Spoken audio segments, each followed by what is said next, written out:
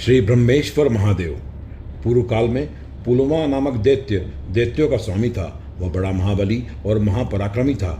हजारों दैत्य उसकी पूजा किया करते थे। उसने सभी दैत्यों से कहा कि हमें सभी देवताओं को जीतना पड़ेगा और अपनी विशाल सेना लेकर वह क्षीर सागर के निकट आ गया। महासागर में उसने भगवान श्री हरि विष्णु को देखा और वह उनकी कांति और उनका तेज देखकर उसे जलन होने लगी और वह कहने लगा कि ये ही हमारी दैत्य स्त्रियों को विधवा बनाते हैं और दैत्यों का नाश करते हैं। आज हम इनके ऊपर आक्रमण करके अपना बदला लेंगे। और वह विष्णु जी के पास जाता है और सर्वप्रथम विष्णु जी के नाभि कमल पर स्थित पितामह ब्रह्मा का वध करने के उद्देश्य से उनके पीछे दौड़ता है। तब ब्रह्मा जी ने पुलोमा की सेना को देखा तो व्याकुल हो गए। तो भगवान श्री हरि नारायण योग निद्रा से जागे और पुलोमा को देखकर ब्रह्मा जी से कहा कि हे ब्रह्मदेव, इस पुलोमा दैत्य को वरदान मिला हुआ है, यह मुझसे अवध्य है। आप शीघ्र महाकाल बन जाएं। वहां जाकर च्यवनेश्वर के उत्तर में स्थित शिव शक्ति समन्वित 7 कल्पों में स्थित लिंग को आप देखेंगे। इस दिव्य लिंग के दर्शन से शाश्वत बल प्राप्त होगा।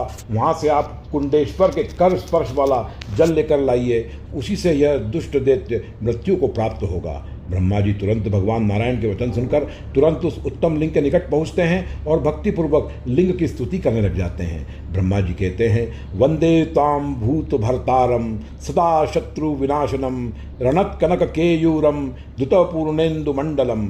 ब्रह्मा जी की स्तुति से प्रसन्न होकर महादेव लिंग से प्रकट होकर कहते हैं कि मैं आपको क्या वरदान दूं।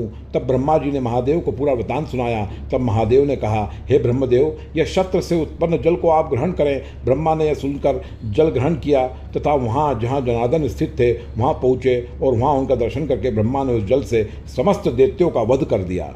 तत्पश्चात द्वापर में भगवान श्री कृष्ण ब्रह्मा जी के साथ अवंतिकापुरी में आए तथा यहाँ लिंग दर्शन करके उसका नामकरण किया।